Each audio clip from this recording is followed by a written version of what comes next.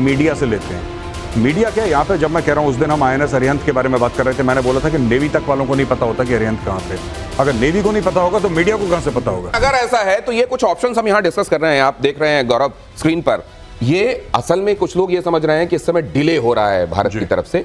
ये डिले हो रहा है क्या, नंबर एक, या ऑलरेडी काम शुरू हो चुका है और इसको जो डिले के तौर पर देख रहे हैं वो डिसेप्शन में है? जी देखिए, ऐसा होता है कि कई चीज़ें ऐसी होती हैं जो हो जाती हैं, जो पब्लिक स्फेयर में नहीं आती हैं, और कुछ चीज़ें होती हैं जो सामने से नज़र आती हैं। मुझे ऐसा लगता है कि सरकार, और मुझे विश्वास है, सिर्फ लगता नहीं है, मुझे पूर्ण विश्वास है कि सरकार ने काफ़ी कुछ ऑलरेडी कर दिया है। थिंग्स आर इन मोशन, और अचानक एक दिन सवेरे उठेंगे तब पता लगेगा कि बीती रात ये हो गया। सर्जिकल स्ट्राइक्स के साथ भी यही था। जब बालाकोट हुआ किसी को कुछ पता नहीं था। इनफैक्ट इतना सीक्रेट कि फौज के अंदर नहीं पता था कि सर्जिकल स्ट्राइक्स होने वाली हैं। बहुत कम लोगों को पता था, और इनफैक्ट इंडियन आर्मी में सीनियर लीडरशिप के काफी हिस्से को नहीं पता था। जो लोग रेलेवेंट थे सिर्फ उनको पता था। तो अगर आप मिलिट्री स्ट्राइक करते हैं, अगर आप एयरफोर्स का इस्तेमाल करते हैं, नेवी, आर्मी का, जो लोग रेलेवेंट हैं उन्हीं को पता होंगे। हम लोग न्यूज मीडिया से लेते हैं। मीडिया क्या, यहाँ पे जब मैं कह रहा हूँ, उस दिन हम INS अरिहंत के बारे में बात कर रहे थे, मैंने बोला था कि नेवी तक वालों को नहीं पता होता कि अरिहंत कहाँ पे। अगर नेवी को नहीं पता होगा तो मीडिया को कहाँ से पता होगा? तो अगर ये हालात हैं तो आप सोचिए। और इधर देखिए, ये अगर ये एक इंफॉर्मेशन और साइकोलॉजिकल वॉरफेयर भी चल रहा है तो जरा ये देखिए, ये खबर देखिए। भारत पाकिस्तान तनाव से जुड़ी हुई इस वक्त ये बड़ी खबर है, बड़े ध्यान से देखिएगा और इस पर गौरव आप तैयार रहिएगा अपने कमेंट के साथ। अमेरिका के सामने गिड़गिड़ाए पाकिस्तान के PM शहबाज। अमेरिकी विदेश मंत्री से शहबाज ने गुहार लगाई, भारत को रोके अमेरिका, शहबाज शरीफ ने कहा। विदेश मंत्री मार्को ने S जयशंकर से भी बात की, हमारे विदेश मंत्री से, और इधर से कहा गया कि हम हमलावर और साजिश करने वालों को छोड़ेंगे नहीं। S जयशंकर का ये जो ट्वीट है गौरव, आपको मैं चाहूंगा कि इसको पढ़ें, और ये भाषा क्या है, जरा इसमें बिटवीन द लाइंस क्या है वो भी आप बताएं। Discuss the Pahalgam terrorist attack with US Secretary Rubio yesterday. Its perpetrators, backers and planners must be brought to justice. देखिए साहब, ये एक बहुत बड़ा स्नब है अमेरिका को, क्योंकि अगर आपने मार्को रूबियो का बयान पढ़ा हो या देखा हो, वो कह रहे हैं कि आप लड़ाई मत करिए, डी एस्केलेट करिए। मार्को रूबियो ने क्लियरली बोला डी एस्केलेट करिए, लेकिन उस मीटिंग के बाद, उस बातचीत के बाद, जो कि एक फोन कॉन्वर्सेशन हुई है, उसमें डॉक्टर जयशंकर ये ट्वीट करते हैं कि हमने पहलगाम का टेररिस्ट अटैक मार्को रूबियो के साथ डिस्कस करा है, और फिर यहां पे देखिए, यहां पे फुल स्टॉप है। हमने आपसे डिस्कस कर दिया, ये एक कहानी खत्म हो गई। दूसरी कहानी है कि जिसने कराया और जो उसके बैकर्स हैं उनको हम, तो ये बड़ी इंपॉर्टेंट बात है और इसको क्लोज इन करके यहां पर दिखाइए।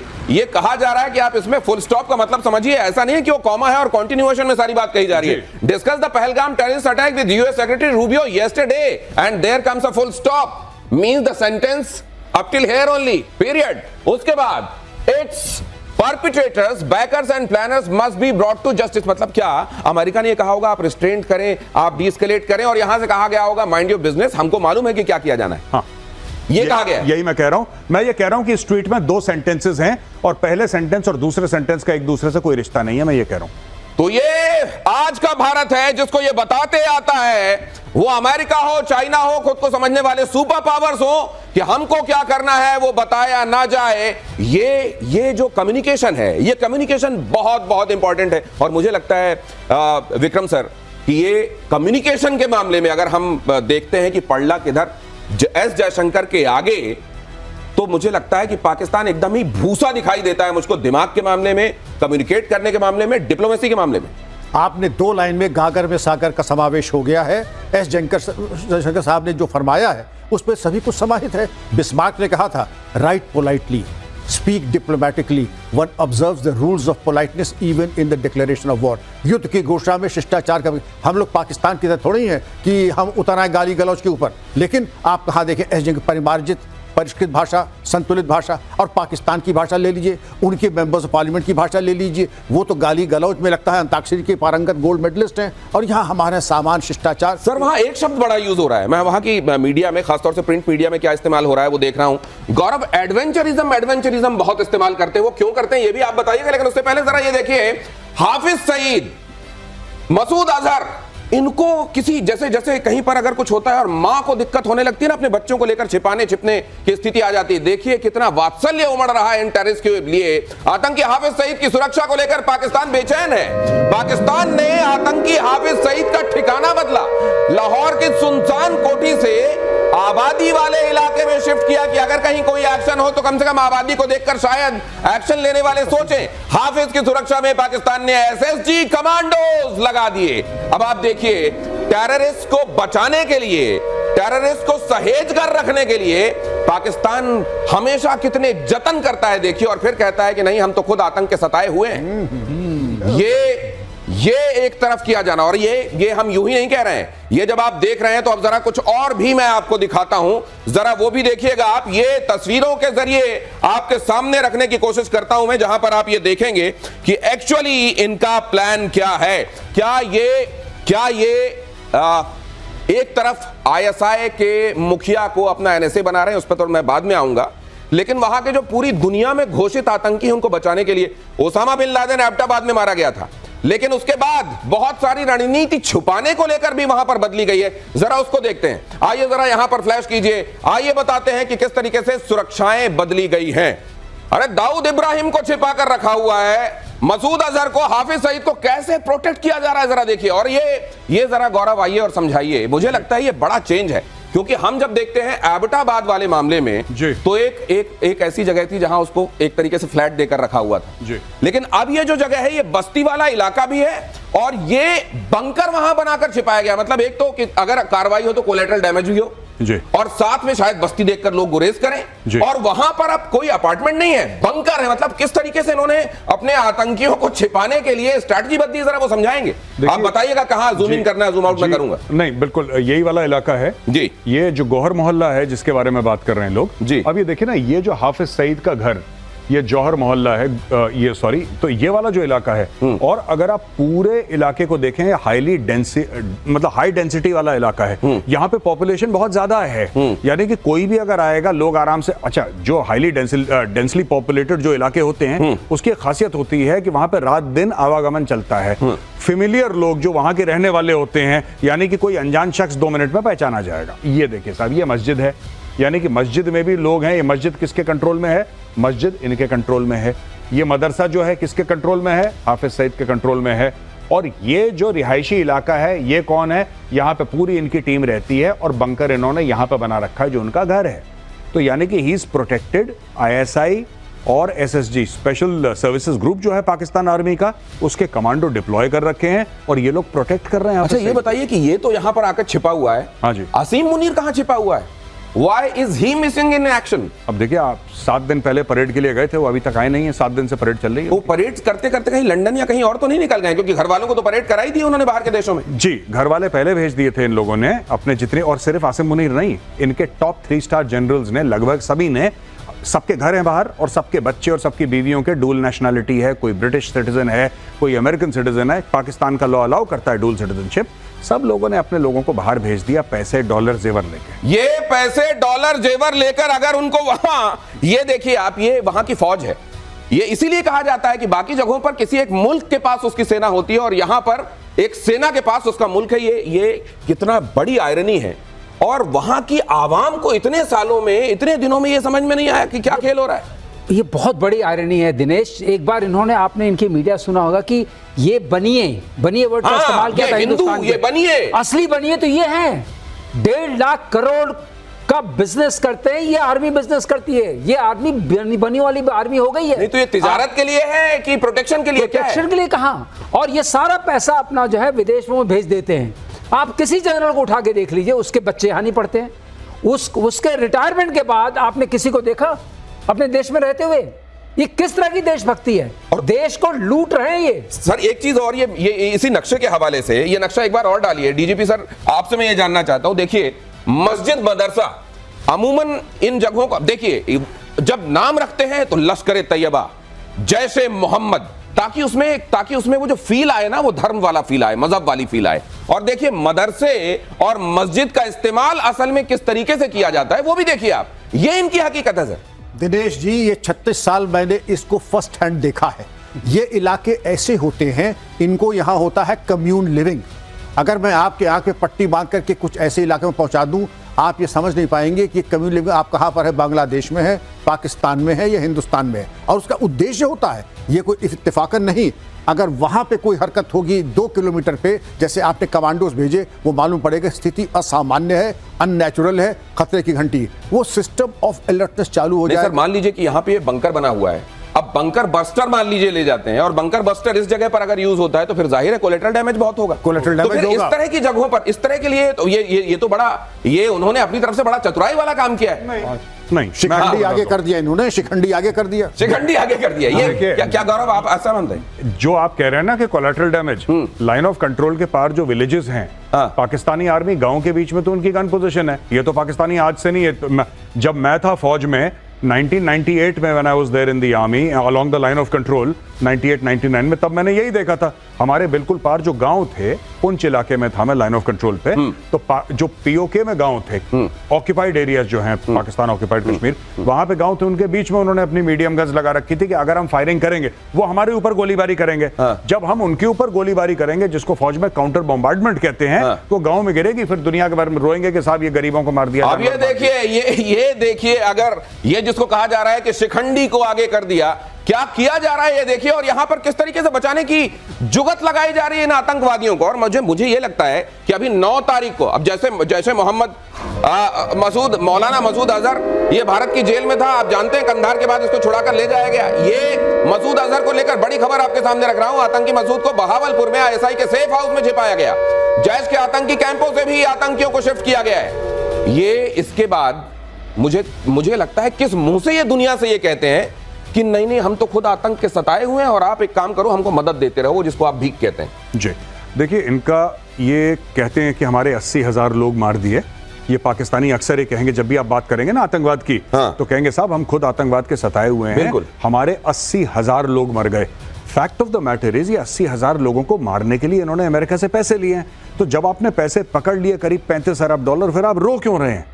अमेरिका ने आपको पैसे क्यों दिए थे? आपको मुशर्रफ का किस्सा वो पता है ना, जब उसने लोग बेचे थे, आपको याद है नहीं याद है?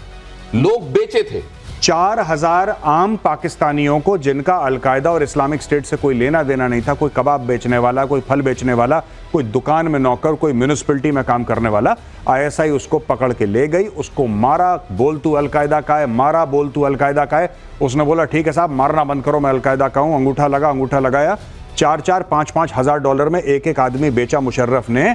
आप जाके इंटरनेट पे चेक कर लीजिए, पाकिस्तान की रिपोर्ट्स कहती हैं 4,000 इनोसेंट पाकिस्तानीज को अमेरिकन को बेचा और खुद जेब में पैसे डाल के दुबई चला गया है। अपने यहां के नागरिकों को आज ले नहीं रहा है वो।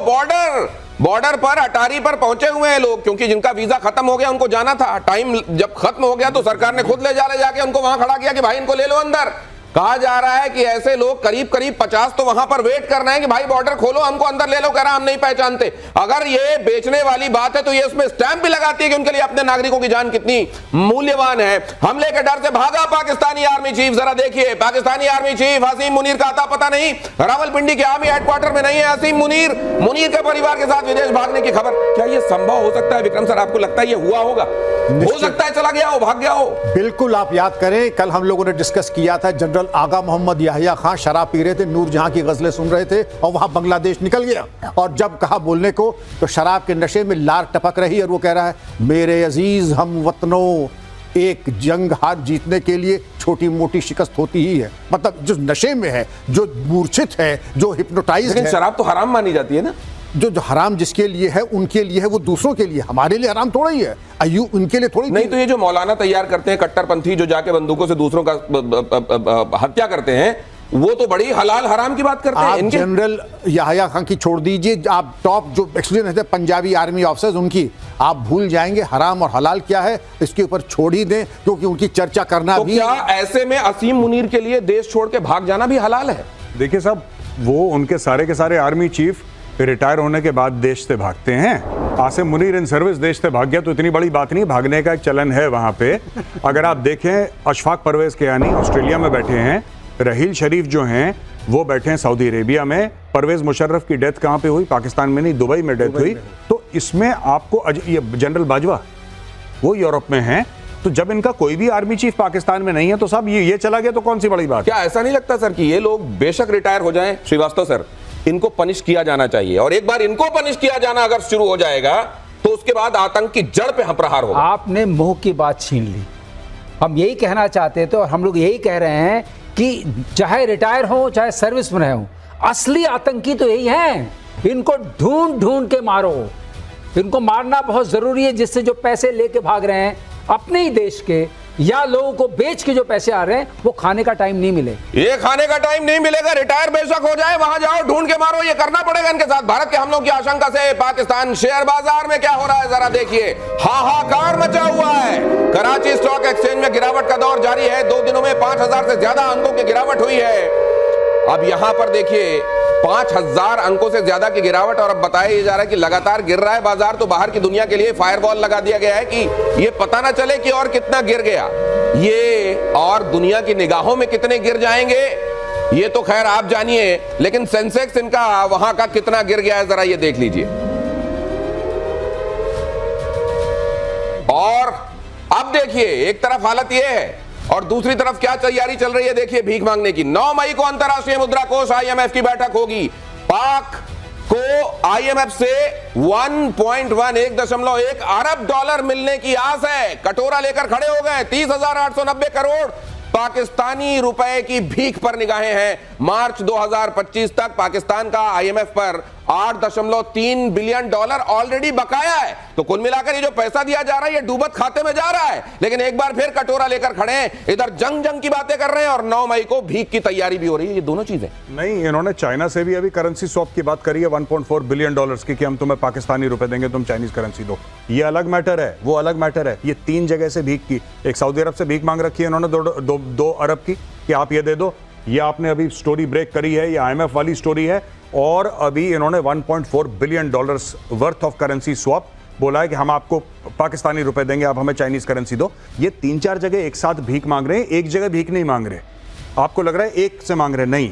ये तो एक भी जगह से मिल जाती है तो इनकी फौरी दुश्वारी दूर हो जाएगी। नहीं, भाई लोग तीनों जगह से लेंगे। देखिए ऐसा नहीं है, इस मामले में बहुत कॉम्पिटेंट है। और भीख लेने के मामले में पाकिस्तान का वार कभी खाली नहीं गया। मैं आपको बताता हूं दिनेश, ये जब जाते हैं मिशन मोड में जानते हैं, उनका प्रधानमंत्री जो है, इनका आर्मी चीफ है, उन्होंने, आपको पता है शहबाज शरीफ ने आर्मी चीफ के बारे में क्या बोला कि जो हमें लोन मिला है, जो हमें ग्रांट मिला है सऊदी अरब में, मैं अपने सिपा सालार को कांग्रेचुलेट करता हूं और उनको थैंक यू कहता हूं, उनको शुक्रिया अदा करता हूं। अगर ये नहीं होते आसिम मुनीर तो हमें पैसे नहीं मिलते। उनका चीफ ऑफ आर्मी स्टाफ भीख मांग रहा है और वो पब्लिकली उनको कांग्रेचुलेट कर रहा है और थैंक यू बोल रहा है कि सर अगर आप नहीं होते तो भीख नहीं मिलती। My God. लेकिन क्या इस तरीके में, क्या हम, वो जो दुनिया ये कहती है कि हमको मालूम है रोग स्टेट कौन सा है, कहां से पूरी दुनिया में आतंकवादी जा रहे हैं, इसी तरीके से इनको दूध पिलाया जाएगा तो फिर ये तो सपोले बनते रहेंगे सर। सपोले तो है ही है, और पैर पकड़ने की कला भी पता है कि किसके पैर से कब लिपट जाओ। पैसे मिल रहे हैं लेकिन आप उससे जोड़ के देखिए, कहते हैं हम लड़ लेंगे हिंदुस्तान से। कैसे लड़ लोगे? एक दिन का खर्चा आता है 1 अरब डॉलर। 10 दिन लड़ोगे उतने पूरे पैसे खर्च हो जाएंगे 10 दिन में। तो मतलब ये भीख मिली तो भी नहीं चलेगी ज्यादा? कैसे चलेगी? तो ये खबर देखिए जरा, अरब सागर में भारतीय नौसेना का युद्धाभ्यास। और ये भी कर रहे हैं अपनी ड्रिल्स, लेकिन वो ड्रिल्स में ही इनके कहीं इनके हथियार चुक न जाएं। अलर्ट मोड पर नौसेना के युद्धपोत, एयरक्राफ्ट कैरियर, फॉरवर्ड एरिया में इंडियन कोस्ट गार्ड के पोत भी मौजूद हैं। जब यहां से ये कहा गया कि ये जो एरिया है इस जगह पर हम ड्रिल करेंगे तो बाकी के जहाज दूर रहें और इस जगह से कोई आए जाए नहीं। एक तरीके से वैसी ही नोटिस होती है जैसे नो टाइम आप सुनते हैं एयर के मामले में, ये होती है नेवल एरिया वार्निंग, और इसको लेकर भी वार्न किया गया है। लेकिन उधर तुरंत पाकिस्तान ने इसको कॉपी कैट बनते हुए नकल की इसकी, और कोशिश ये की कि हम इसके जरिए ये दिखा दें कि नहीं हम भी पीछे नहीं हैं। मुझे लगता है कि ये भी भारत की एक स्ट्रैटेजी होगी। ये भी Gaurav, and correct me if I am wrong, यहां पे मैं एक तस्वीर डालने वाला हूं, इसको समझाइएगा। मुझको लगता है ये भी एक स्ट्रैटेजी है कि तुम ड्रिल ही ड्रिल में अपना सब कुछ गंवा दो, क्योंकि इधर तो जखीरा भरा हुआ है। तुम्हारे ड्रिल में सब जब तक बारूद खत्म हो जाएगी तब तुम्हारी तरफ वो थप्पड़ आएगा जिसका तुमने शायद उस समय कल्पना नहीं की होगी। हाँ, ये बात जो है ये कॉमन बात है। ये इकोनॉमिकली पहले गिरेगा, मिलिटरीली बाद में गिरे पाकिस्तान। ये जो आप अरब सागर का आपने पूरा ये एक इमेज दिखाई है ना, यहाँ पे गुजरात है और फिर वहां पे कराची आप ऊपर दिखा रहे हैं। देखिए साफ सीधी बात है, पाकिस्तान के पास उतना पैसा नहीं है दिनेश कि पाकिस्तान अपनी नेवी, एयरफोर्स और आर्मी को मोबिलाइज करे। ये डिविजन्स मूव कर रहा है, हवाई जहाज अपने कॉम्बैट एयर पेट्रोल उड़ा रहे हैं वहां पे, शिप्स इनके पाकिस्तानी नेवी के शिप्स यहाँ पे ड्रिल अपनी कर रहे हैं। And this is bleeding Pakistan because they don't have that kind of money. उनके पास पैसा है ही नहीं। नहीं है पैसा उनके तो पास। ये तो वही वाली मसल हो गई कि अगर गाल अपने लाल नहीं है तो उसको थप्पड़ मार मार के लाल करो, ये तो वही कर रहे हैं। हाँ, और क्या। आप देखिए ना, अब शेयर मार्केट आपने बोला 5000 पॉइंट गिर गया। हाँ। अब ये भीख मांगने के लिए दौड़ रहे हैं। हाँ। अब वो भीख आएगी। अब ये जो पैसा है कहां से आ रहा है लड़ने के लिए? जो ऑलरेडी भीख मांगा हुआ है पहले, उससे भीख मांगे हुए पैसे से लड़ रहे हैं। हाँ। अब उसका इनका फिर जून में इनको एक मोटी खेप देनी है, राइट?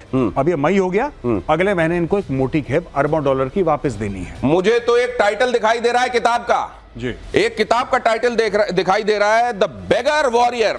ये मुझे लगता है कि ये होना चाहिए एक भिखारी लड़ाकू। और वो लड़ाकू किस तरीके का? जब आता थप्पड़ खाता, 65 हो गया, 71 हो गया, 99 हो गया, फिर तैयारी चल रही है भीख मांगकर थप्पड़ खाने की। अगली खबर की तरफ आपको ले जाता हूं। यहां देखिए जरा क्या हुआ है। ये वाटर स्ट्राइक के बाद एयर स्ट्राइक से कांपा पाकिस्तान। विमानों के लिए भारत का एयर स्पेस बंद। भारत की स्ट्राइक से पाकिस्तान को लगी करारी चोट। 23 मई तक भारत ने अपना एयर स्पेस बंद किया। अब ये दो तरफा चोट है। देखिए अब यहां पर भी क्या है, बराबरी करना चाहते हैं, ड्रिल में बराबरी करना चाहते हैं। तो जब तक युद्ध की नौबत आएगी तब तक सब खत्म हो चुका होगा।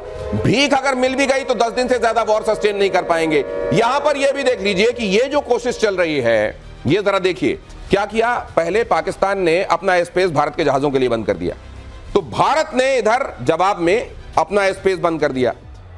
वहां से क्या कहा जा रहा है कि देखिए अब कितना घूमकर भारत के जहाजों को, भारत की तरफ जाने वाले या वहां से जाने वाले जहाजों को कितना घूमकर जाना पड़ता है, इसमें बड़ा खर्च होता है, हमने करारी चोट दी है।